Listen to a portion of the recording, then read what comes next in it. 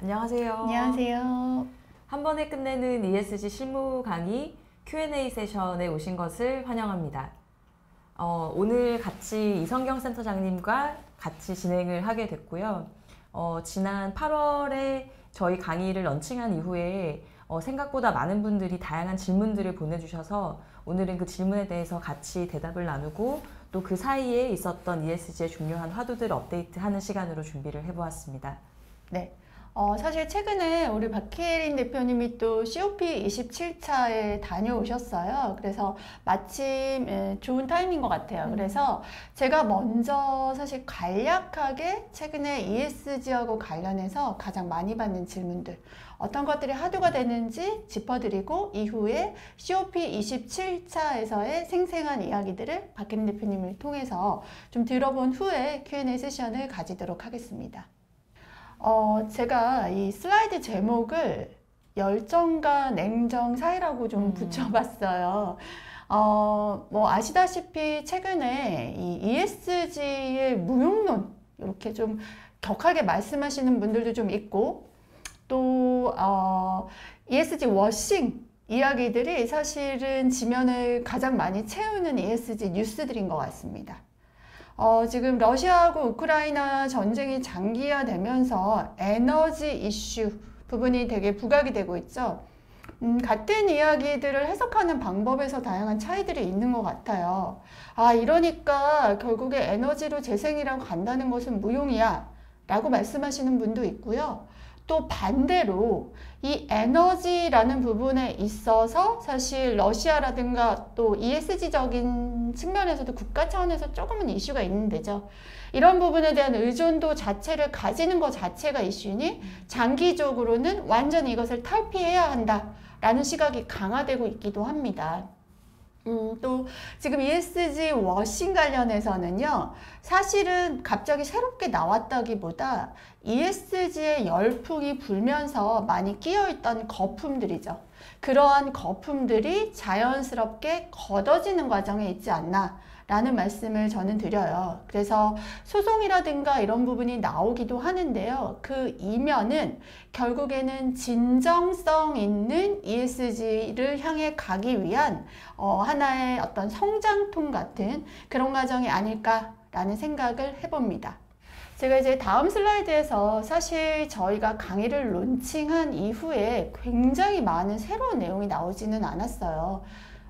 워낙에 저희 강의가 많이 다루지 않았습니까? 그래서 네, 그 많은 내용들을 다루다 보니 제가 지금 뭐 새롭게 이렇게 말씀드리는 것들은 있다고 보기는 어렵고요. 중요한 이슈들 여전히 진행되고 있는 것들 좀 살펴보자면요. 제가 이후에 그 CSRD를 강의 중에서도 제가 다뤘습니다. TCFD에 따른 기후 공시도 이야기를 했고 또 ISSB의 초안도 많이 발표를 말씀을 이미 드렸었거든요. 근데 최근에 11월 15일이죠.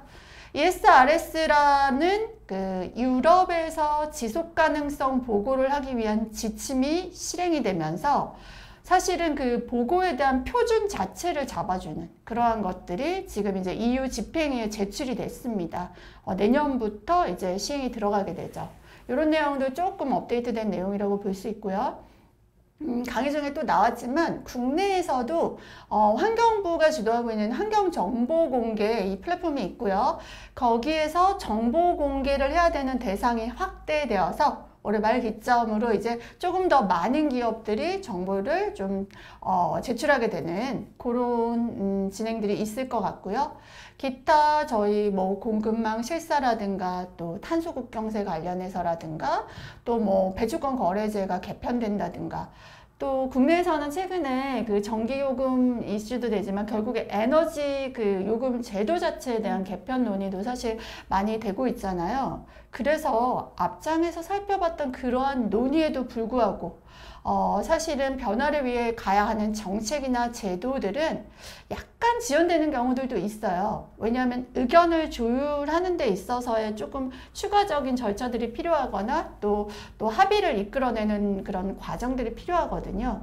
그럼에도 불구하고 사실 본질적인 것들이 변하고 있다 라고 보기는 힘듭니다. 그래서 오늘 제가 화두라고 말씀드렸던 것들을 통해서 이야기하고자 하는 바는 우리는 아주 그 광풍에 가까웠던 열정과 그리고 아주 차가운 냉정 사이에 어디쯤을 찾아가고 있는 경로에 있지 않을까라는 생각을 해봅니다. 네. 저도 지금 센터장님 말씀하신 것들에 굉장히 동의를 해요.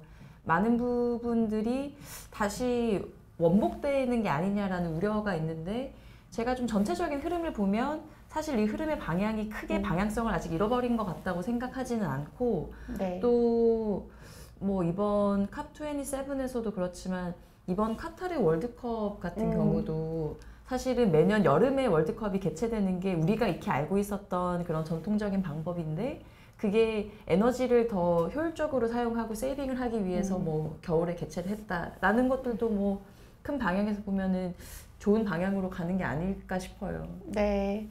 그래서 이어서 우리 박혜린 대표님이, 사실 저는 아쉽게도 가지 못했거든요.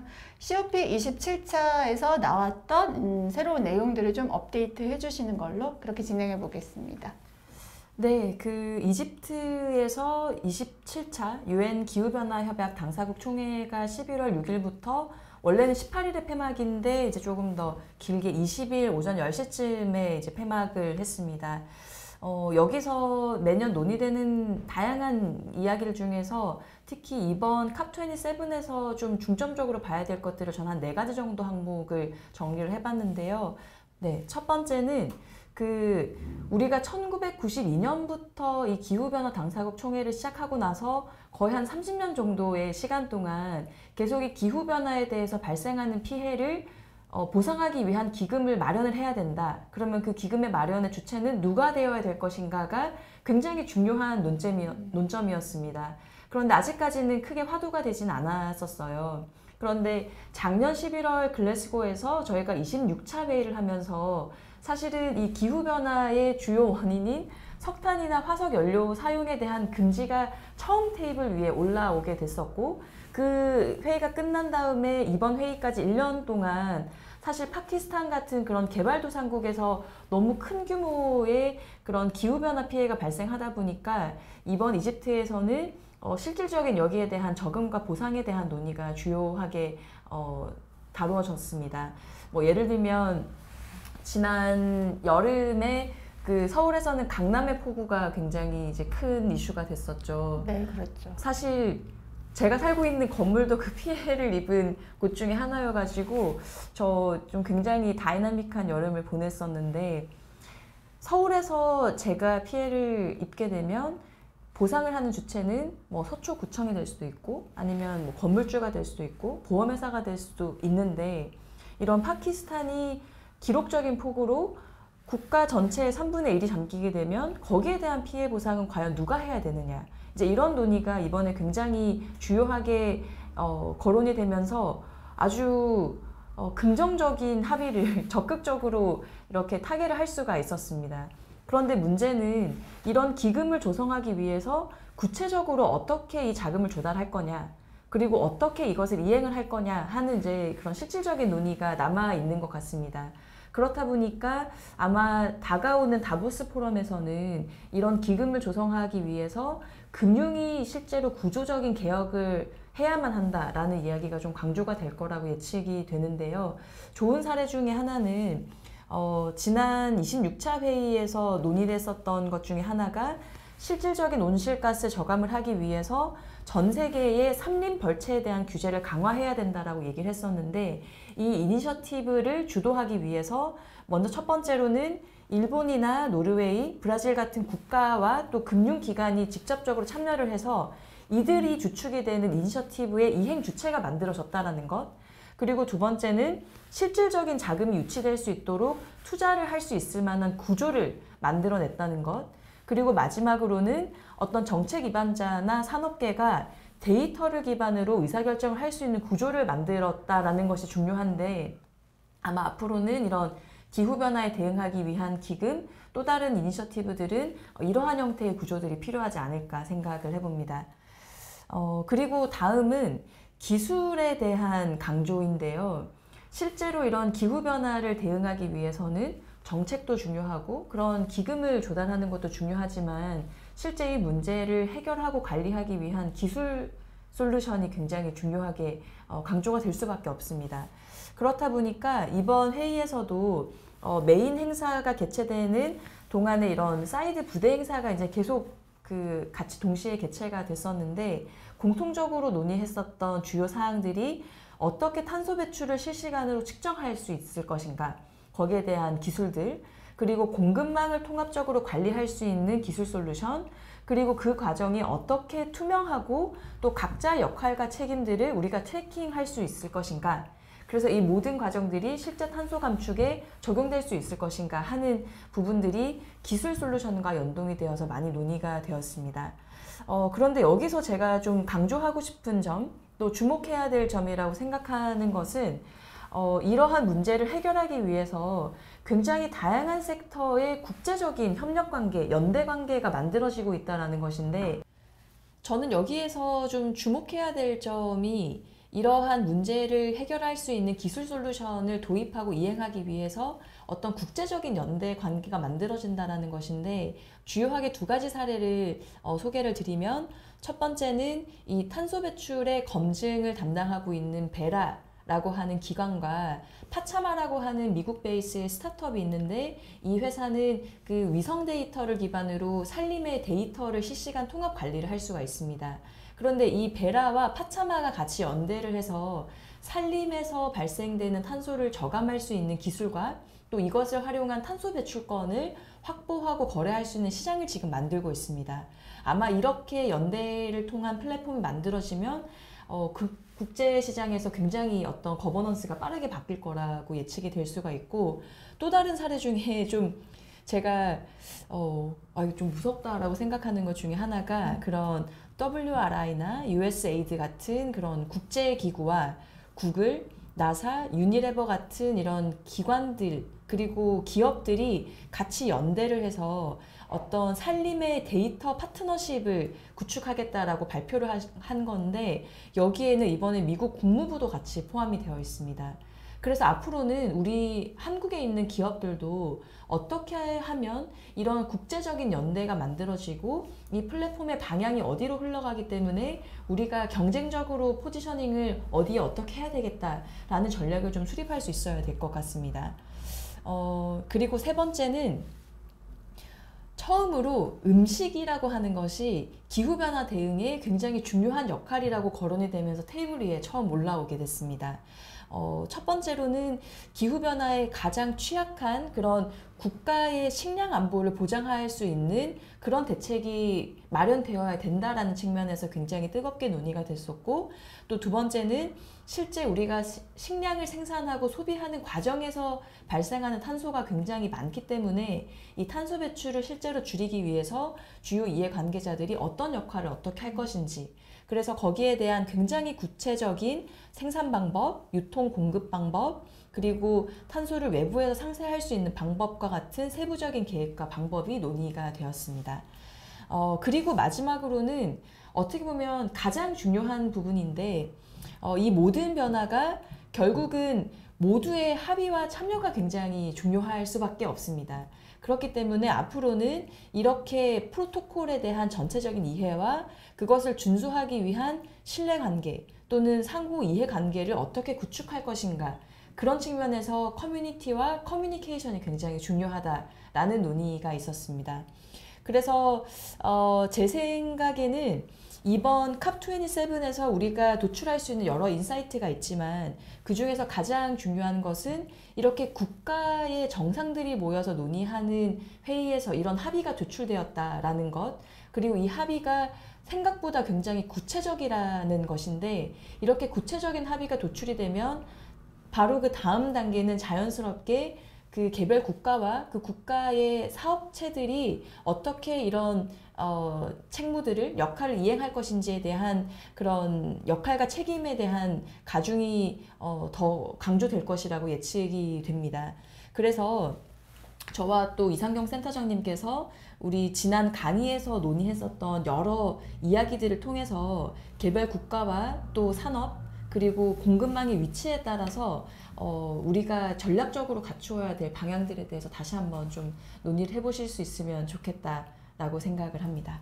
네, 저도 사실 아까 앞서 말씀드린 것처럼 새로운 논란들, 무용론 이런 게 오지만 결국에 본질이 변한 것 같지는 않다라고 말씀을 드렸는데 COP 26차 회의에서 사실 파리 협정 그 6조가 오랫동안 타결되지 맞아요. 않던 것들이 타결되면서 이제 한 발 더 나아갈 수 있는 기반을 마련했는데 이번 제가 오늘 처음 들었어요. 관련 내용들. 7차에서도 국제적인 공조라든가 이제 함께 뭔가 표준을 만들고 노력한 얘기들이 계속 나온 것 같다라는 생각이 드네요. 네.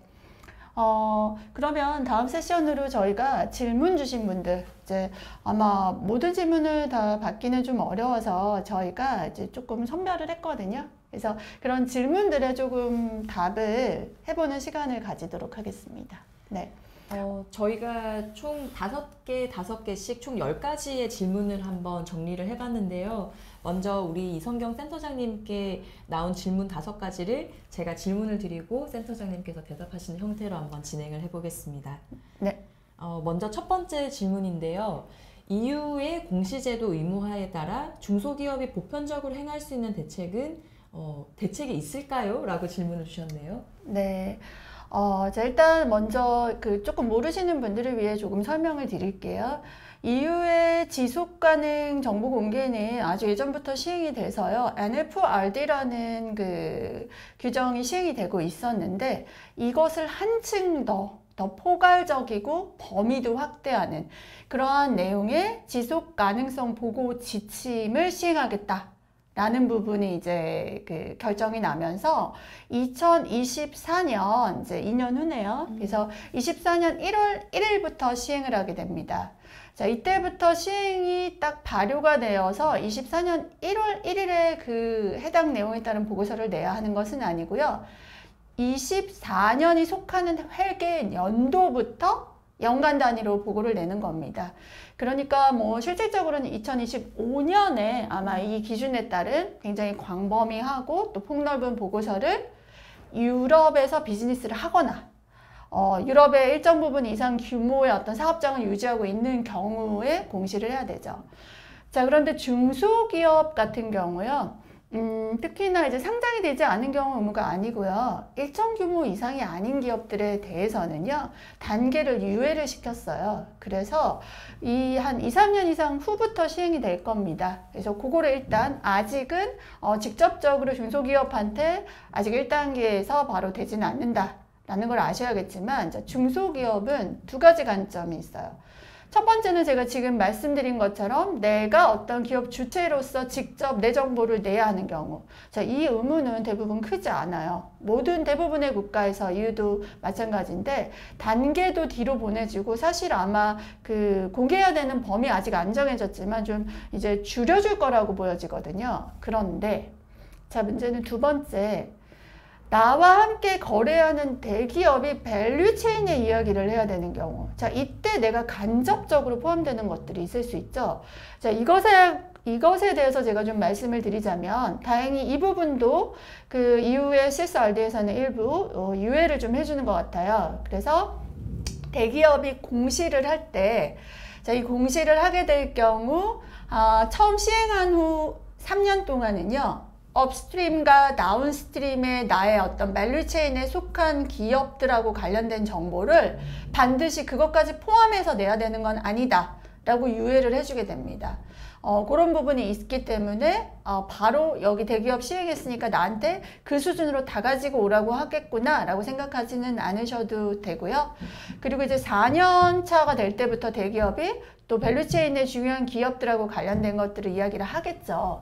근데 이때도 CSRD에서 이제 정해주는 또 이제 중소기업에서 요구하는 범위를 넘어갈 정도로 가져와서는 안 된다라는 이야기들이 있어요. 네, 일단은 이제 요게 규정 관련된 팩트를 이제 조금 말씀을 드렸고요. 근데 이렇게만 말씀을 드려도 근데 나는 뭐 해야 됩니까? 아직 제가 요거는 질문을 아직 답변을 안 한 거라고 보시게 되는데, 자, 그럼 뭘 하셔야 되냐? 사실은 저희도 가이드로 보실 수 있는 것들, 뭐 KESG 가이드라인 같은 경우에 지표를 아주 많이 주셨거든요. 자, 이걸 보면서 다 해야 되냐? 저는 그렇게 말씀드리지는 않고요. 가장 기본적으로 먼저 체크하셔야 되는 거는 공급망 실사라는 어떤 지침도 있고, 국가에 따라서는 이게 법률의 그 무게로 시행이 되는 곳들도 있어요. 그렇기 때문에 가장 기본적인 인건이라든가 특히 환경 오염이나 뭐 이런 부분 관련된 것들, 여기에 공급망 실사 부분에 해당하는 항목 중에 내가 연계될 수 있는 부분부터 점검을 하셔야 됩니다. 그 부분에 대해서는 사실 가장 기본적인 사안이기 때문에 산업을 떠나서 내가 대부분 사실 뭐 강제노동 많지 않아요. 강제노동이라든가 아동노동을 회피하기 위해 어떤 활동들을 하고 있는가, 또 뭐 환경 오염이나 예를 들면 뭐 그런 것들을 막기 위해서 어떠한 정책이나 절차를 갖고 있는가, 이런 정도 먼저 정비를 해주시고요. 그 다음에 이제 사실은 결국에 중소기업은 자, 내가 가장 주요하게 거래하고 있는 고객의 정책이 뭔지를 아셔야 돼요. 그래서 나의 거래선 중에서 주요 공급사의 ESG 보고서라든가 홈페이지에 나와 있는 공급망 관리 정책을 보시면서 이들의 팔러시가 무엇이구나 라는 부분을 좀 체크를 해주시고요. 또 저는 또 우리 중소기업이나 이제 대기업들이 이제 상당히 중요하고요. ESG에서 강조하는 부분이에요. 그래서 이런 교육들을 좀 늘리고 있는 대기업들도 많아요. 그래서 교육을 하거나 서로 상호 커뮤니케이션을 하면서요. 그 주요 거래선이 가지고 있는 어떤 정책에 해당하는 항목들을 좀 물어보시기도 하고 직접 아마 이야기해 주시는 데들이 많을 거라고 생각이 들거든요. 그 항목부터 정비하시는 게 가장 보편적이고 또 우선적으로 행할 수 있는 대책이 아닐까라고 생각합니다. 네. 정말 우리 중소기업에 종사하고 계시는 많은 분들이 고민을 하고 계실 텐데 좋은 답변을 주신 것 같습니다. 그 다음 질문은 모든 산업 분야의 기업에서 채택하고 있는 현 ESG 정책 전략 중 분야별 특정 사항 및 이슈가 있다면 사례를 통해서 설명을 듣고 싶습니다. 라고. 네. 아마 이 질문의 의도는 사실 ESG 하라는 거 너무 많고 제너럴한데 산업별로 특히나 조금 더 중요하거나 이 산업의 좀 특성을 반영할 수 있는 이런 이슈가 뭐가 있고 그게 이제 좀 사례로 좀 쉽게 와닿게 해달라 뭐 이런 걸로 제가 일단 이해가 되네요. 자, 근데 그 전에 너무 중요해서 전 산업에 걸쳐서 준비가 안 됐지만 그래도 하셔야 되는 것들, 온실가스죠. 네. 근데 이제 이 온실가스 관련해서도 제가 이 말씀을 드리고 싶은 게, 자, 스콥 3. 자, 3까지 가는 거 지금 쉽지 않습니다. 왜냐하면 3는 사실은 나만 잘하면 되는 게 아니고 모든 밸류체인을 다 봐야 하기 때문에 이것을 사실 완벽하게 하는 것도 쉽지 않고 이것을 위한 어떤 준비하는 시간도 상당히 필요할 수밖에 없어요. 그래서 이것은 이제 조금 더 정말 무게가 크고 굉장히 그 탄소 집약적인 산업을 중심으로 조금 이제 먼저 준비를 해줘야 되고요. 지금 아까 박혜린 대표님이 쇼피 27차에서도 기술을 이야기를 했는데 측정을 잘 할 수 있는 이런 기술도 굉장히 필요하고요. 관리할 수 있는 시스템들. 아직 이런 것들이 많이 이제 발전되지 않았기 때문에 어느 정도는 속도가 필요하기 때문에 자, 우리는 스콥 1, 2로 이제 조금 좁혀서 일단 먼저 준비를 하셔야 되고요. 제가 지금 전산업 얘기부터 하고 있습니다. 자, 근데 1, 2 들어갈 때도요. 사실은 규모를 생각을 하셔야 되는데 저희한테 되게 좋은 배출권 거래제 제도 있죠. 그래서 자, 거기에 해당하는 사업장 그리고 그런 사업장을 가지고 있는 기업체 그리고 또 그 가기 전에 목표관리제 있죠. 네, 목표관리제 안에 이제 대상이 되는 경우 지금도 하고 계세요. 그런데 이제 조금 더 잘 측정을 하고 준비하는 것들 그런 게 필요하고 거기에 가까워진다. 나의 규모나 나의 어떤 사업을 봤을 때 가까워지면 미리 조금 준비하는 정도. 그러나 온실가스는 이제 제가 산업보다는 규모지만 산업 전반에 걸쳐서 일단 중요하다라는 말씀을 먼저 드리고요. 자, 이제 특정한 이슈로 조금 들어가자면 특정하다고 말해야 하나 경우에 따라서 제너럴해지나 헷갈리는 것 중에 산업안전이 있습니다. 네, 저희가 보통은 ESG 평가를 할 때 조금 더 이제 그 위험에 노출이 쉽게 되는 산업에 대해서 이 항목을 강조를 하고 있었는데, 최근에는 뭐 이제 식품 사업에서도 이제 이런 것들이 화두가 돼서 우리가 비교적 공정이 상당히 문제가 되게 무서운 공정은 아닐 것 같아 했던 제조업에서도 사실 이게 문제가 되더라고요.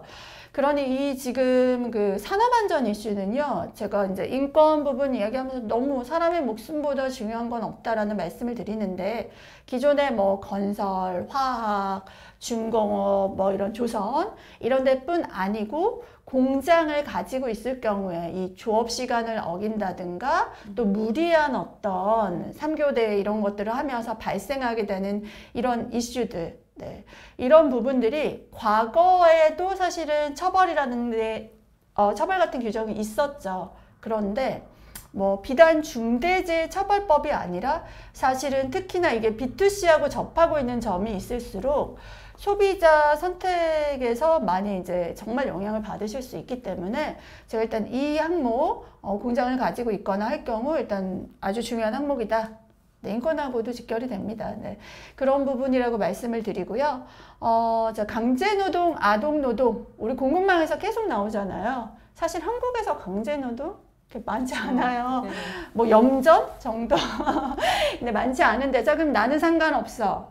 자, 근데 조금 시야를 넓히셔서 어떻게 보셔야 되냐면 주로 나의 비즈니스가 동남아시아라든가 아프리카 쪽에서 어떤 원재료를 직접적으로 가져온다던가 혹은 그쪽 지역에 그 공장을 가지고 있는 경우 부지불식간에도 일어날 수 있는 일들이 있습니다. 그래서 이런 경우에는 자 나의 위치 나의 어떤 밸류체인의 성격을 좀 보시게 되는데 주로 어떤 산업들이 많이 들어가냐 식품 산업들 뭐 네슬레 코코아 이런 것들도 사실은 이제 아동노동의 이슈가 좀 강한 데들이고요. 그리고 지금 섬유, 의류 산업 이런 경우들 지금 저희가 동남아에 가서 생산하는 경우들 많거든요. 그래서 조금 소프트한 애들이 오히려 많이 걸려요. 그래서 강제노동, 아동노동은 뭐 의류 쪽 패션 비즈니스라던가 식품 산업 이런 쪽에서 조금 더 이제 잘 보셔야 되는 그리고 지금 광물을 쓰는 데들 분쟁광물법도 있는데요. 그러한 원재료 관련된 부분에 노출되는 기업들도 이런 것들을 조금 더 사례로서 설명을 드립니다. 그리고 지금 최근 들어서 또 이제 화두가 되는 것, 자, 개인정보 보안 제가 좀 말씀을 드리려고 하는데요. 자, 이건 플랫폼 기업들, 금융 기업들, 네. 저희가 부지불식간에 또 많은 정보를 내어드리고 있잖아요. 저는 가끔 무서워요. 일부러 의식적으로 GPS를 한 번씩 끕니다. 내 휴대폰은 나의 위치를 다 알고 있고 구글은 내가 5년 전에 어디에 몇 시에 갔다 왔는지를 다 알겠구나 라는 생각을 하면서 자, 이 정보들이 아무렇게나 쓰여진다면 정말 무서운 거예요. 그래서 이 개인정보에 대한 보안 같은 경우 자, 플랫폼이라 하면 비단 인터넷만 얘기하는 건 아닙니다. 지금 뭐 유통기업이건 뭐건 아주 많은 경우 자체 플랫폼들을 활용을 하고 있죠. 그래서 이러한 경우에 개인정보를 얼마나 철저하게 잘 보안하고 관리하고 있느냐. 네, 금융도 마찬가지고요. 유럽에서는 GDPR 같은 이런 강력한 법도 있습니다. 매출액 대비 아주 벌금을 많이 매기기도 하죠. 그래서 개인정보 보안 관련 같은 경우가 또 내가 혹시나 이런 것들을 많이 가지고 있냐. 이런 것들은요, 사실 B2B로 기계만 만들고 이러한 산업들 안에는 특별히 해당하지 않는다고 보여져요. 그래서 내 산업의 특징을 이해하면서 이런 것들도 아마 산업에 특정되는 사례가 될 수 있을 것 같고요. 또 마지막으로 이제 순환경제 제가 좀 말씀을 드리는데요. 최근 들어서 굉장히 강조되고 있죠. 그래서 앞으로 저는 이 부분을 사실 굉장히 관심 있게 보고 있습니다. 그래서 지금 이제 플라스틱 저희 아시겠지만 일정 규모 이상에서 매장 내에서 지금 일회용 컵 못 쓰시고 지금 많은 데서 다회용 컵 사용하는 데들 보실 수 있고요. 또 일회용품 사용 규제들 유럽에서 먼저 나와줬고 한국에서도 일부 도입이 되고 있는데 이러한 것들이 이제 조금 화두가 되면서 외식업이라든가 또 뭐 화장품, 생활용품 이런 데들 자 플라스틱 용기 많이 쓰고 있죠. 그리고 사실은 또 전기전자 같은 경우도 그런데 대부분 수리해서 쓸 수 있는 것들도 아주 우리가 모르게 아주 계속적으로 바꾸게 만들죠. 신제품 내고 또 부품 더 이상 못 가져가게 하고 이런 것들. 자, 유럽에서는 이런 것도 수리할 권리를 보장해라 라고 하면서요.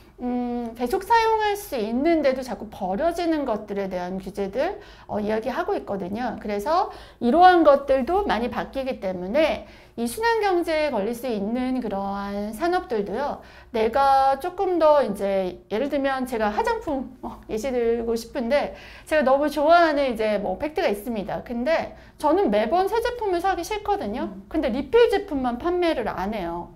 그 이제 이런 이슈들을 보다 보니까 야, 이거를 리필 제품을 왜 안 주는 걸까? 그래도 이 플라스틱 용기를 조금이라도 줄일 수 있는데 이러한 부분들이 있어요. 그래서 사실 이러한 것들은 기업도 인식을 하셔야 되고 소비자들이 이거에 따른 신념을 좀 보여주시면 좀 빠르게 변할 수 있는 부분들, 그래서 이제 좀 그런 산업에 해당하는 특별한 이슈로 사례가 충분히 좀 설명이 되는지 모르겠습니다. 말씀을 드렸습니다. 네.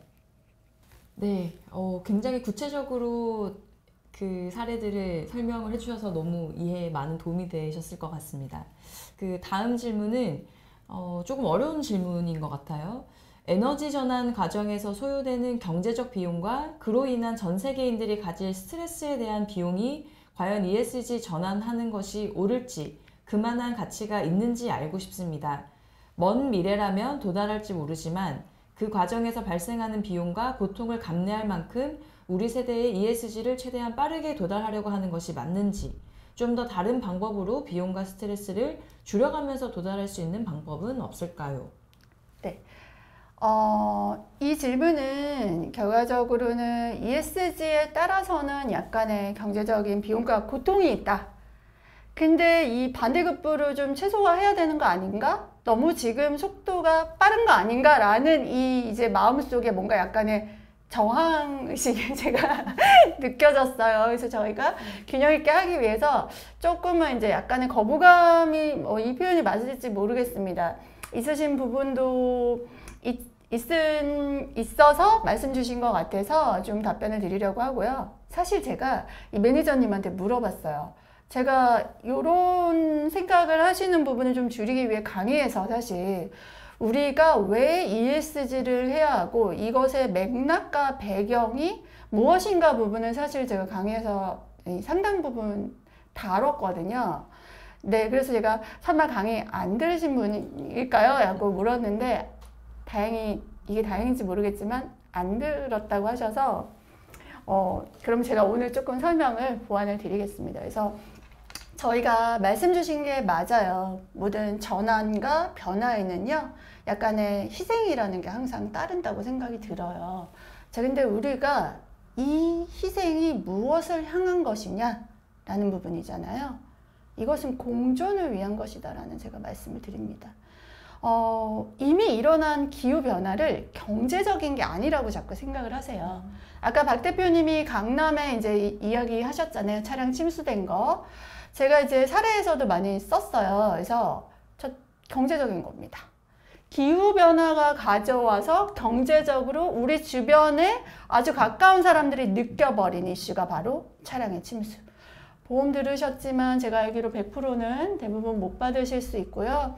안타까운 생명이 또 이렇게 희생되기도 했었어요, 사실. 그래서 내가 안 겪었기 때문에 멀다고 생각하는 기후변화가 멀리 있지 않습니다. 그리고 경제적인 부분입니다. 근데 문제가 있어요. 발생시킨 이 기후변화를 가장 많이 어떤 영향을 줘서 나쁜 영향을 준 사람들이 가장 많은 비용을 지불하고 있지 않습니다. 아주 많은 경우에는요, 경우에 따라서 이 비용, 즉 이런 기후변화에 따른 비용을 줄이고 자신의 경제적인 편익, 자, 상당히 이제 비용 절감을 하는 공정을 썼다고 칠게요. 그 돈은 그 원인 제공자의 포켓으로 들어가겠죠. 그런데 그로 인한 부정적인 영향이나 경제적 위험은요, 어디로 갈지 알 수 없습니다. 통제되지 않습니다. 그래서 여기서 우리는 무엇이 필요하냐? 이것을 저희가 외부 효과라는 경제학적 용어를 쓰고요. 이때 정책과 정부의 개입의 여지가 발생을 하는 겁니다. 그래서 결국은 이렇게 생기는 외부 효과를 보다 공정하고 또 문제를 해결하는 방식으로 이제 가기 위해서 우리한테는 변화가 필요한 거고요.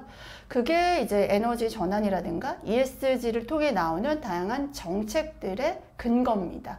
그래서 이제 이러한 부분들을 저희가 일단 이해를 해 주셔야 된다라는 말씀을 드리고요. 자, 반대급부라는 게 이제 내지 않았던 비용들이죠. 아니, 이게 왜 가격이 올라? 전기요금이 왜 올라야 돼? 난 지금 요새 월급도 안 오르는데. 화가 날 수 있죠. 네, 그러나 사실은 이제 한전이 가지고 있는 엄청난 적자라든가 이런 부분, 그리고 우리가 겪게 될 새로운 이 에너지 이제 패러다임의 변화는요. 지금 이것을 개혁하지 않고서는 사실 나가기가 어렵습니다. 그래서 이러한 부분들을 조금 더 사실 제가 강의에선 더 많이 다뤘거든요. 이제 봐주시면 조금 더 설명이 되지 않을까 싶고, 자, 반대급부를 최소화하기 위한 방안은 무엇이냐? 물론 반대급부를 최소화하는 정책 굉장히 중요합니다. 그래서 지금 굉장히 많은 논의들이 되지만 하지 말아라 라고 하는 규제는요, 많이 만들어낼 수가 없어요, 여러분. 그래서 사실은 이 지금 기후변화로 인한 이슈보다 정부에서 내놓는 네거티브 규제는 글로벌 다 돌아봐도 이유는 조금 있긴 합니다만 그리 많지 않아요. 자, 그러면 무엇이 움직여달라 했냐? 근데 자본시장, 너네들이 자율의 영역에서 너희들이 투자를 하는 방식, 그 물꼬를 조금 바꿔주겠니? 라고 이야기를 하게 됩니다. 그래서 그 물꼬를 바꾸는 방식이 이제 지속가능 금융이라는 거고요. 이 부분 역시 이제 강의에서 제가 좀 많이 다뤘었는데요. 그래서 이 지속가능 금융이 역할을 해줄 때 반대급부가 최소화되면서 좀 중장기적이고 지속가능한 변화가 일어날 거라고 생각을 하고요. 자, 그럼 금융이 뭘 합니까? 또 질문에 있었어요. 아주 다양한 것들을 하고 있지만 아직 초기 단계인 것 같아요. 그래서 이러한 초기 단계의 것들을 하고 있고, 저는 이런 말씀을 드려요. 금융이 변하고 또 이제 기업이 변하는데 가장 중요한 거는요, 끝단에 있는 우리가 시민으로서 공동체 일원으로서요, 조금 더 인식하고 조금 더 이것을 불편해하는 게 필요합니다. 너무 편안하게 배출하고 편안하게 지금 나에게 오지 않는 일이야 라는 마음을 먼저 이제 벗어 던지고 해야 하는 일이고, 우리가 공동체로서 보는 오랫동안 살아가기 위해 또 다음 세대한테서 빌려 쓴 환경이잖아요.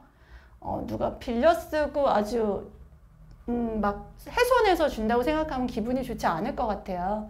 그러한 가정이기 때문에 이러한 것들을 조금 인식하는 게 굉장히 중요하다라는 말씀을 드리고 싶습니다. 네. 너무 많은 부분에서 공감이 되는 그런 대답이었던 것 같습니다. 네. 다음 질문은 HR 직무 면접에서 지배구조 투명화를 위한 방안에 대해 질문을 받았는데 경영진 리스크 성차별 방지 방안을 말했습니다. 이 이외에도 어떤 개선안을 말할 수 있을까요? 네. 지금 이제 지배구조, 사실 제가 강의에서 지배구조 부분을 의도하지는 않았는데 많이는 안 다뤘고 이사회의 다양성 정도 지금 다뤘던 것 같아요. 자, 투명성, 자, ESG에서 전반적으로 굉장히 중시하는 개념입니다. 지배구조의 투명성이라는 게 뭘까요? 라고 말씀을 주셔서요. 저는 이것을 무엇이라고 이야기할까 고민을 하다, 자, 의사결정의 합리성, 그리고 절차의 정당성, 그리고 이해관계자 전반에 대한 어떤 고려가 있었는지 이러한 개념으로 이해를 하면 어떨까라는 생각을 합니다. 흔히들 지배구조를 소유구조랑 같다고 생각하시는 경우들이 있어요. 그러니까 대주주가 많이 가지고 있으면 뭐 나쁘고 조금 갖고 있으면 나쁘고 또 이렇지도 않거든요. 경우에 따라서 조금 가지고 있으면 이제 대리인과의 관계에서 이제 문제가 생긴다라고 보기도 하고, 결국에는 얼마나 합리적이고 절차적으로 정당하게 이것을 의사를 결정하고 이것을 공개할 수 있느냐라는 그런 부분이고요. 그래서 이제 저라면 이제 특정 소수의 의견에 따라 결정이 좌우되지 않는 구조입니다. 제 마음 아시죠? 라고 한 다음에 이 눈빛으로 주고받아서 우리끼리 정말 좋은 결정이에요. 이렇게 되는 게 아니라는 거죠. 이 결정에 영향을 받게 될 주체들을 생각하고 약간 의견이 다르더라도 그것을 조율하고 설득하고 그러한 과정을 통해서 모두가 만족을 하진 않지만 모두가 참여를 통해 뭔가를 의견을 낼 수 있는 거죠. 그러한 것을 이제 투명성으로 본다면 저희가 평가라는 지표로 볼 때는 예를 들면 뭐 전자투표제를 통해서 좀 편안하게 내 권리를 행사할 수 있게 해줬냐, 또 주주총회 개최하기 전에 충분히 시간을 두고 검토할 수 있게 나한테 안을 줬느냐, 뭐 이러한 것들도 해당하기도 하고요. 또 이사회를 구성할 때 유럽에서는 이제 의무화됐죠. 단일 성별로만 구성되지 않도록 아예 이제 의무화가 됐고, 우리나라에서는 아직 사내 이사 쪽 전반보다는 사외 이사 중심으로 조금 이제 자산 규모가 큰 기업들에는 여성 이사들이 들어가는데, 이 부분이 결국 약간은 기울어져 있던 너무나 익숙한 방식을 조금 흔들어 주는 겁니다. 다양성을 통해서 약간의 불편한 과정에서 서로 다른 배경의 사람들과 설득을 하고 논의를 해야 되는 이러한 것들이거든요. 그래서 뭐 개선안을 말씀할 때 안보다는 만약에 다음에 또 똑같은 질문을 받으신다면요, 이 투명성이라는 걸 이렇게 생각한다 라고 말씀을 주시고, 본인이 생각하는, 오늘 제가 말씀을 안 드렸다 하더라도 요즘 또 MZ세대들 투명성 굉장히 또 강조해 주시더라고요. 그래서 막 그런 것들 본인만의 생각을 조금 더 넣어서 또 말씀을 하실 수 있지 않을까라고 생각해 봅니다. 네. 마지막 질문은 단순 착한 경영, 기업의 노력이라고 하면 와닿지 않는 부분이 있습니다. 기업별, 직무별, 주니어 레벨에서 ESG 역량을 키울 수 있는 부분이 무엇이 있을까요? 네, 이거는 저희가 강의를 찍었으니까 강의를 들으시라고 말하고 싶다는 생각을 하면, 저는 ESG 경영을요, 착한 경영이라는 말을 좋아하지 않아요. 그래서 제가 강의에서도 이야기를 합니다. 착하다는 말은 굉장히 모호하다. 저는 유능하고 믿을 만한 기업이라고 이야기를 합니다. 네, 내가 원하는 대로 다 해주는 그런 개념이 아닙니다. 유능하고 믿을만해서 시간이 지나도 뭔가 이 지속이 되면서 그 가치가 올라갈 것 같아. 한 번의 성공이 아닌 계속적으로 또 성공 사례를 만들어내고, 생각하지 못한 위기가 왔을 때도 리질리언스라는 개념 많이 나오죠. 회복을 빠르게 할 수 있을 것 같은 기업. 이것이 이제 ESG 경영이 추구하는 개념이라는 말씀을 드리고요. 지금 질문이 이제 기업은 이런데 주니어 레벨에서나 역량을 어떻게 키워야 해요? 자, 역량이라고 했을 때 결국에는 사실은 이 배경이나 맥락을 먼저 이해를 해야 될 것 같고요. ESG 직무가 굉장히 다양합니다. 그래서 뭐 뒤에서 박 대표님한테 주셨던 질문 안에 제가 그런 질문이 있던 걸 봤거든요. 그런데 제일 중요한 것은 이 ESG가 나온 맥락과 배경과 함께 이 판이 어떻게 변해갈 것인가 라는 큰 지도가 먼저 머릿속에 있어야 돼요. 그 지도를 가지고 내가 배치된 곳에서 나의 역할은 무엇인가가 그 다음 이제 과정이거든요. 큰 지도판과 이 내가 어디쯤에 있는지를 알게 되면 오히려 실무적으로 무엇을 더 역량을 위해 해야 되느냐라는 부분이 오히려 찾기 쉬운 부분이라고 저는 생각을 해요. 그래서 이제 조금 더 이제 많은 내용들이 있는데 내가 이것을 어떻게 바라보고 또 이것으로 인한 변화가 나한테 어떻게 연계되고 기업의 경영이 어떻게 될 것인가 라는 어떤 이해를 먼저 높이는 게 가장 필요하지 않을까라고 하면서 방법적으로는 강의를 들어주세요. 네. 네, 너무 좋은 답변 감사합니다. 저도 옆에서 들으면서 또 뭔가 이렇게 리마인드 되는 것들이 많은 것 같아요. 그러면 이제 다음은 저한테 5개의 또 다른 질문을 보내주셨는데 센터장님께서 한번 질문. 네. 질문이 조금 길었는데요. ESG 경영을 하는 데 있어서 국가의 어떤 뒷받침이 없으면 쉽지 않을 것 같다. 그리고 기업 입장에서 마케팅으로만 이렇게 열심히 하는 데들이 있는 것 같고, 이거를 빼면 사실은 실익보다 조금 비용이 크다고 약간 생각하실 수 있다, 뭐 생각할 수 있다, 이런 내용 주셨고요. 그래서 중소기업이 특히나 그래서 좀 힘든데, 우리 중소기업 입장에서 어떤 지원 방안 받을 수 있는 게 있습니까? 라는 것을 좀 질문을 주신 것 같아요. 네. 저는 그 센터장님이 앞서서 말씀해 주셨던 것과 굉장히 좀 공감하는 바도 크고 같은 맥락에서 대답을 드리고 싶은데, 여기서 제일 중요한 게 ESG라고 하는 것을 어떤 관점으로 바라볼 것이냐가 굉장히 중요하다고 생각이 들어요. 지금까지는 우리가 좀 상대적으로 뭐 기후변화 아니면 환경에 대해서 이야기를 하면은 규제를 대응해야 되는 굉장히 패시브한 관점으로 많이 바라봤었는데, 앞으로는 이 자체가 새로운 산업의 기회다. 그리고 이것을 우리가 어떻게 대응하느냐에 따라서 우리 기업이나 조직의 경쟁력 향상에 연계될 수 있다라는 측면에서 좀 바라보셨으면 좋겠다고 생각을 합니다. 예를 들어서 지금까지 우리가 시장에서 시장의 어떤 더 많은 파이를 차지하기 위해서 시장의 경쟁력을 확보하기 위한 가격 경쟁력이라고 이야기를 한다면은 단순하게 판매가를 100원에서 50원으로 낮춰서 판매한다라고 생각하지 않죠. 왜냐면 그게 기업이 지속되거나 영속이 될 수 없기 때문인데, 당연히 가격 경쟁력을 확보하기 위해서는 우리가 동종업계 아니면 경쟁사들이 얼마에 판매하는지, 얘네들은 얼마에 생산하는지를 굉장히 전략적으로 저희가 분석을 할 것이고, 그리고 내부적으로도 우리가 한 개의 제품을 생산하기 위해서 원자재를 조달하는 데 발생하는 비용, 아니면 생산하는 데 발생하는 비용, 유통, 판매 같은 모든 단계에서 발생하는 비용들을 저희가 체계적으로 고려를 해보게 될 겁니다.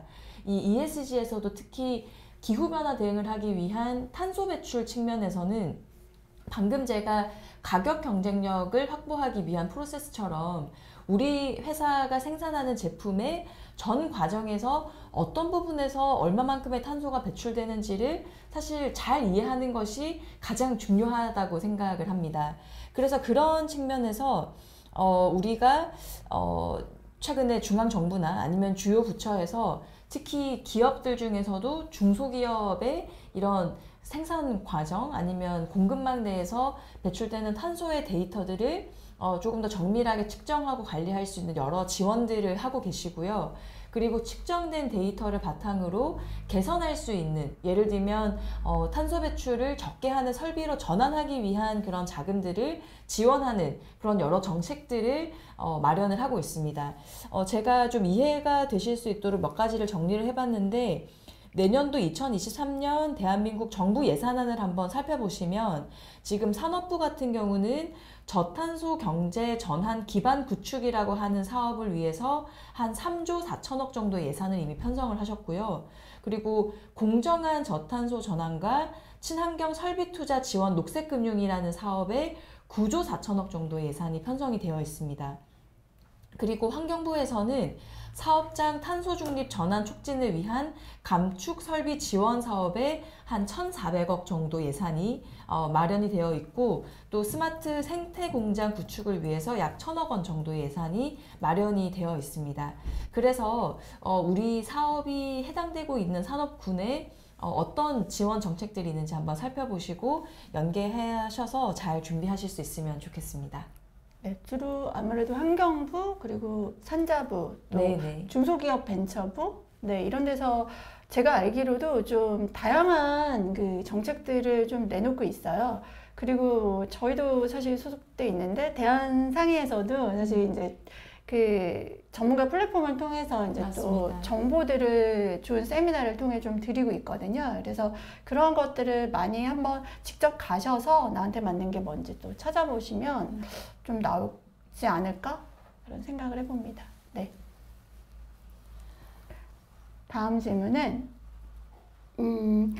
각 기업마다 탄소 배출량 계산법이 다를 것으로 생각되는데 이 부분을 맞추기 위한 국제 표준이나 방법이 있나요? 라고 주셨습니다. 네.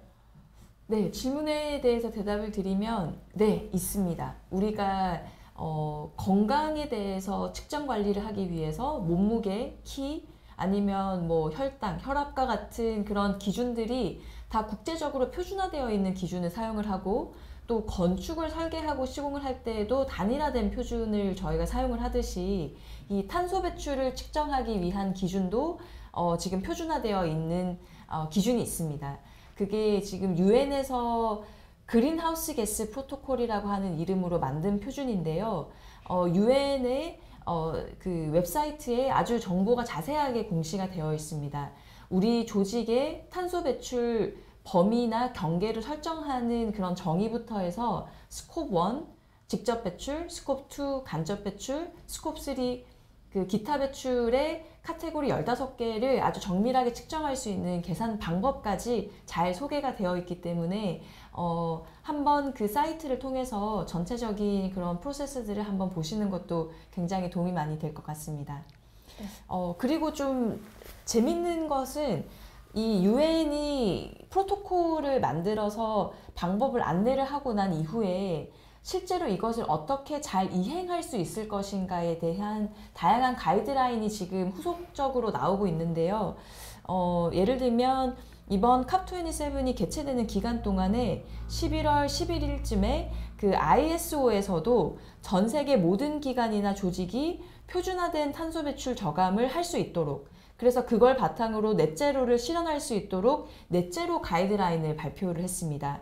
그리고 또 다른 하나는 현재 소비재 시장에서 가장 큰 영향을 미치고 있는 컨슈머 굿즈 포럼에서 액센추어와 같이 협력을 통해서 소비재 산업 내에 기업들이 어떻게 넷제로를 실현할 수 있을지를 잘 설명하는 넷제로 플레이북을 발표를 했는데요.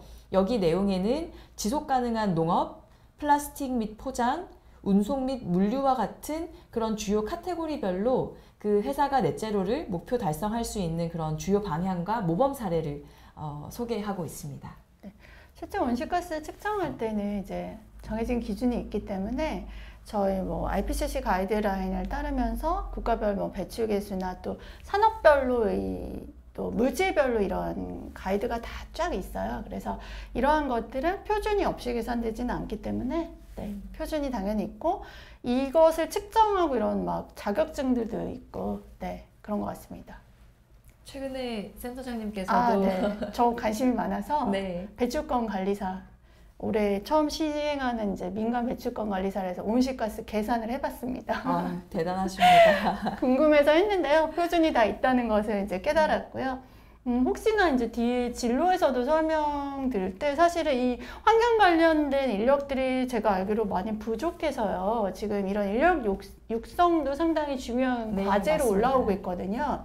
그래서 이러한 것을 측정하고 검증하고 이러한 전문 인력들도 계속 교육과정 확대되고 또 자격증을 통해서 이제 배출해야 되는 그러한 상황으로 알고 있습니다. 네. 네, 감사합니다. 다음 네. 질문은 또 어떤 게 있을까요?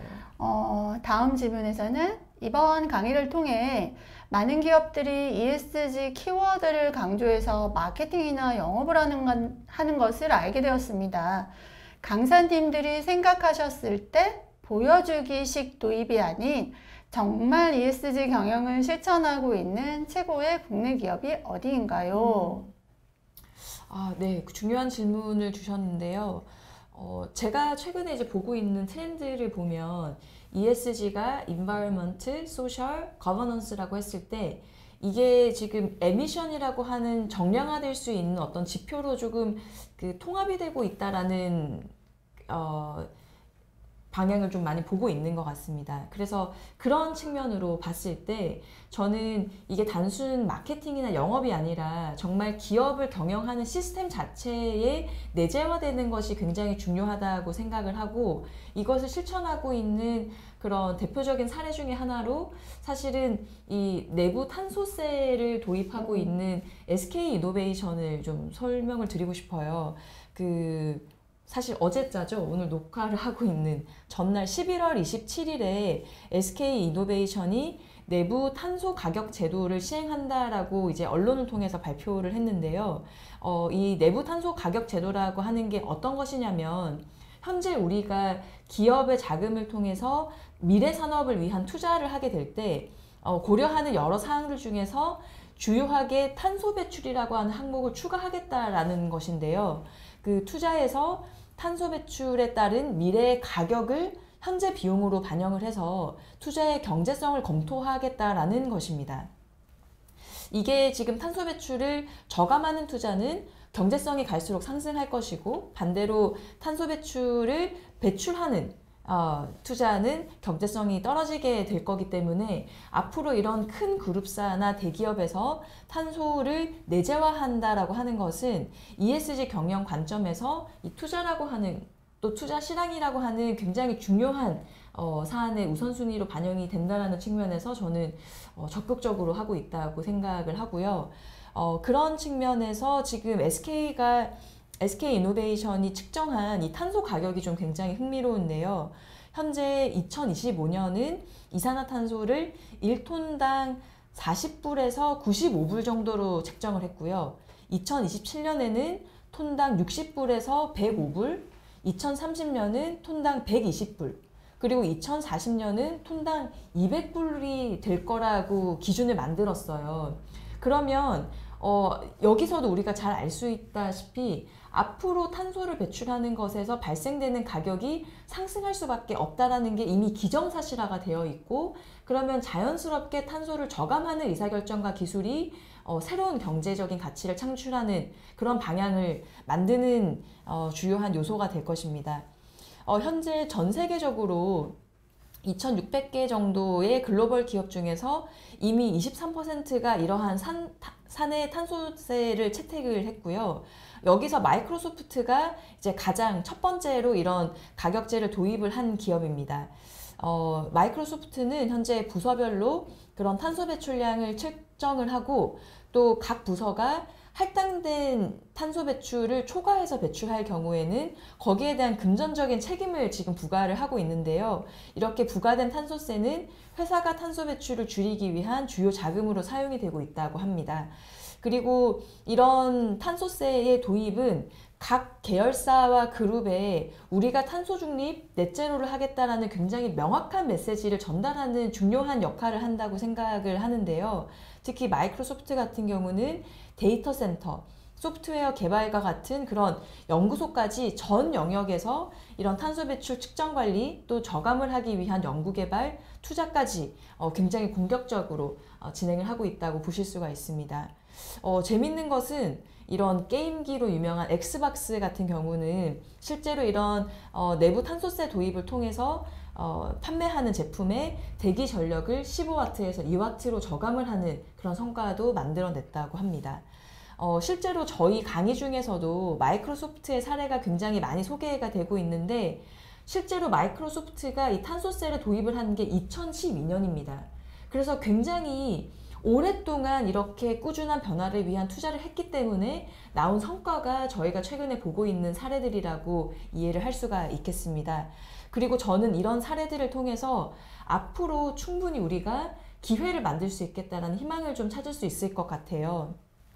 현재는 우리가 택시를 타고 선정릉에서 용산까지 간다고 하면 이동거리에 따라서 택시 요금이 얼마나 나오겠다라고 유추를 할 수 있듯이 이러한 탄소세를 내재화를 하면서 회사에 있는 모든 구성원들이 탄소 배출에 대한 비용을 스스로 측정하고 계산해서 이걸 바탕으로 의사결정을 할 수 있다면 앞으로 만들어낼 수 있는 변화는 과거와는 전혀 다른 새로운 변화가 되지 않을까 그렇게 생각을 해봅니다.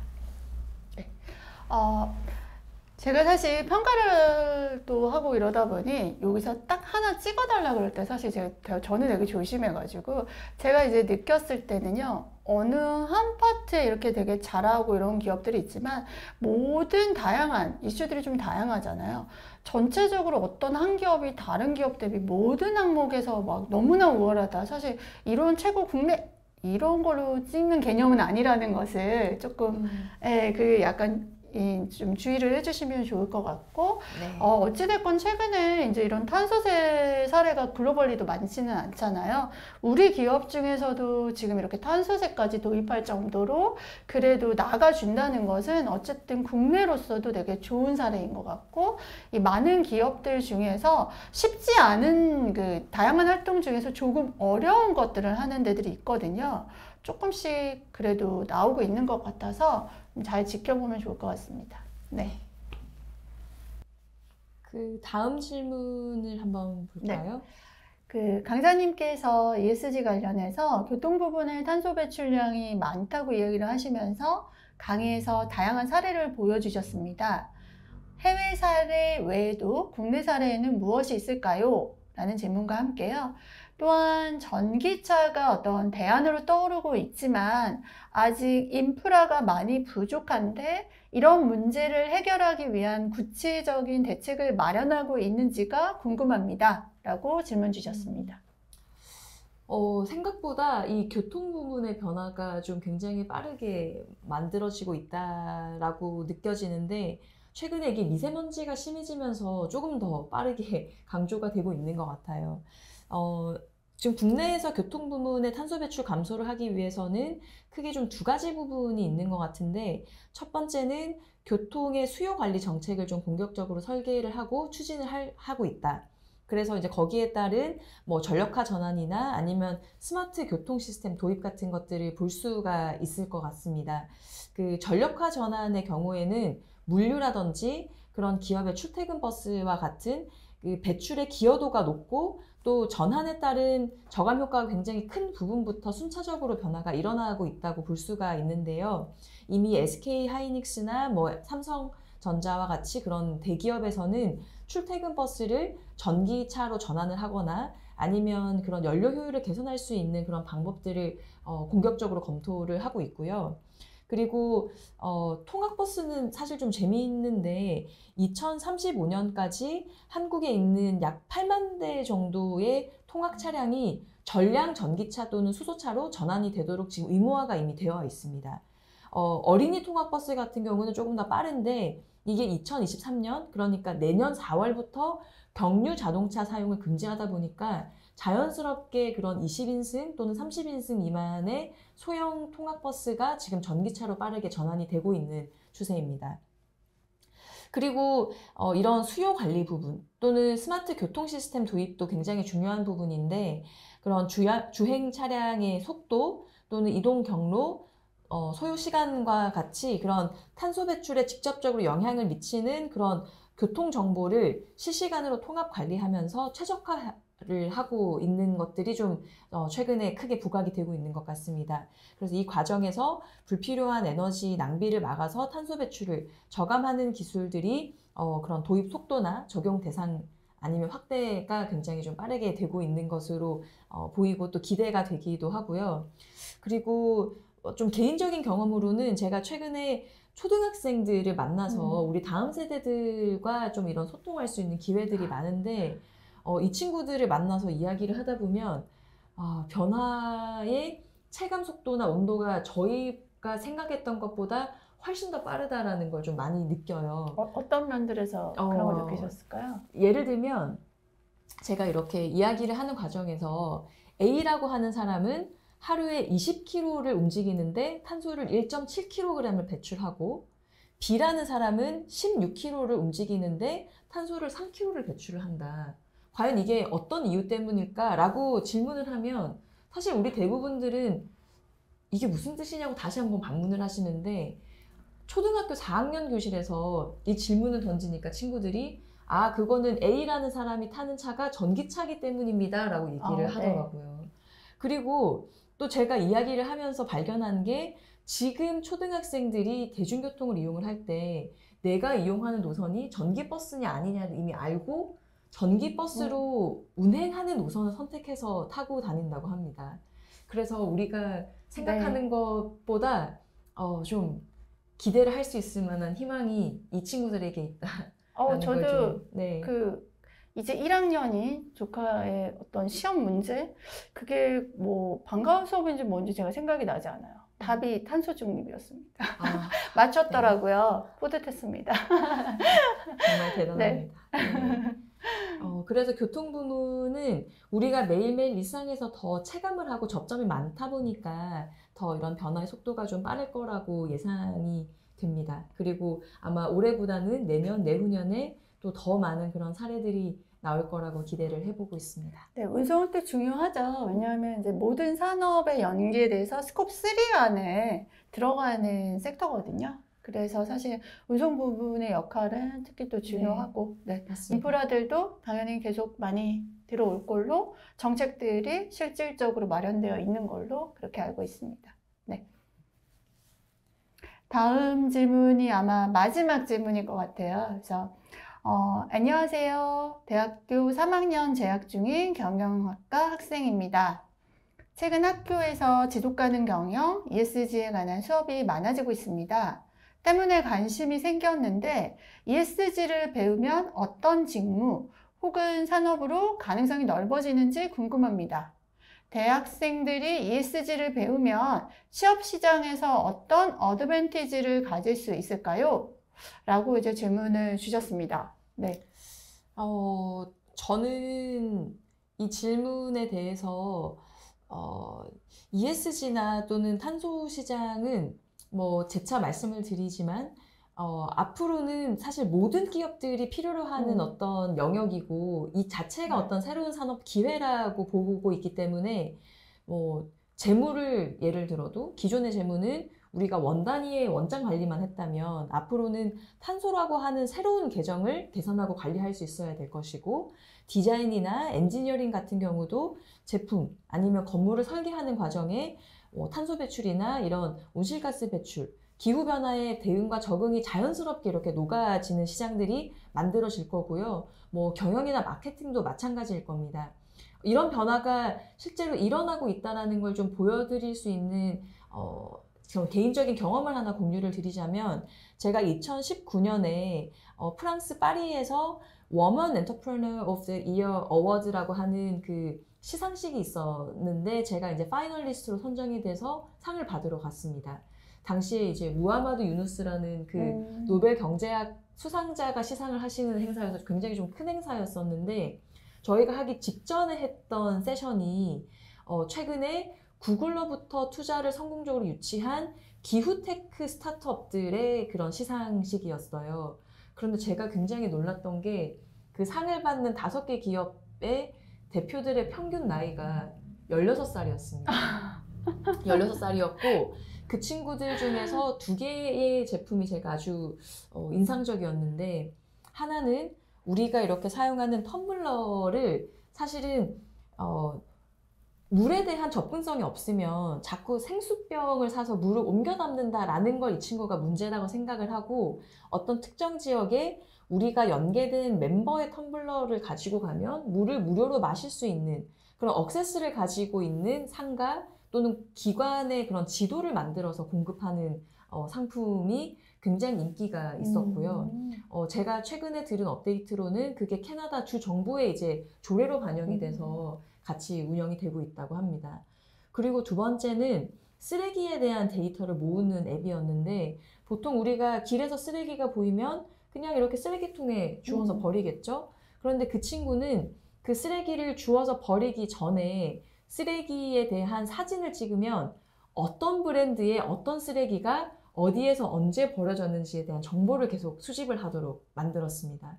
그래서 그 앱이 최근에 어떻게 사용이 되고 있냐면 미국에 있는 한 초등학교는 그 학생들이 그룹을 만들어서 이 앱을 다 단체로 사용을 하고 월 단위로 우리 학교 주변에 어떤 쓰레기가 많이 나오는지 데이터를 분석을 하는 거예요. 그래서 여름에는 우리 학교 맞은편에 있는 버거킹에 콜라컵이 제일 많이 나오더라. 그러면 그 버거킹에 가서 우리 학교 학생들에 대해서는 콜라를 텀블러에도 담아서 제공할 수 있게 해달라라고 이제 의사결정을 하고 협상을 하게 되는 거죠. 저는 앞으로 이 시장에서 정말 정형화될 수 없는 다양한 기회들이 만들어질 거라고 보고 조금 더 그런 관점에서 이러한 기회들을 같이 살펴보실 수 있으면 좋겠습니다. 네. 취업시장 관련해서는 사실 저도 먼저 조금 더 말씀을 드리자면, 박 대표님 말씀하신 것처럼 ESG를 보는 파트가 딱 정해져 있다라고 보기보다는요, 전반적으로 이것에 대한 이해도를 조금 많이 가지고 있는 인력들을 지금 빠르게 여기저기서 충원을 하고 있어요. 그래서, 뭐 사업 전략을 짤 때도 이로 인한 어떤 새로운 기술이라든가 이런 부분에 이제 또 투자하거나 이런 식으로 짤 수도 있고, 또 이제 재무 전략을 짤 때도 아까 탄소세처럼 새롭게 ESG로 인해서 부과될 수 있는 비용을 어떤 밸류에이션에 반영을 하게 되면요, 최적점이 달라지게 되죠.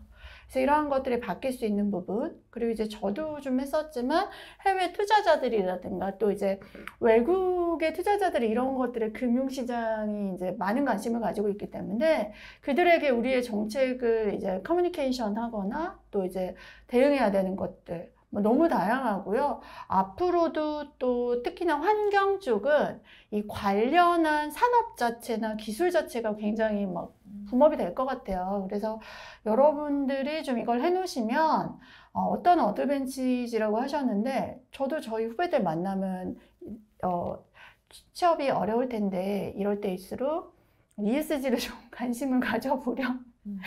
인력이 많이 부족하고 또 관련해서 자격증 같은 경우도 전문 인력도 지금 많이 부족할 거예요. 그래서 이러한 것들도 조금 알아보시고 하면 좋을 것 같습니다. 네, 오늘 이렇게 짧은 시간 내에 우리가 굉장히 밀도 높은 대화들을 나눴었는데, 우리 수강하시는 많은 분들께 또 수강하고자 하는 많은 분들께 좀 좋은 인사이트를 공유할 수 있는 그런 시간이었기를 바라면서 마무리를 하겠습니다. 네, 저희가 원래는 사실은 이제 라이브를 하고 싶었어요. 이렇게 막 이렇게 오가면서 조금 더 현장의 소리를 듣고 싶었는데, 이번에는 어쩔 수 없이 녹화 방송이긴 하지만요.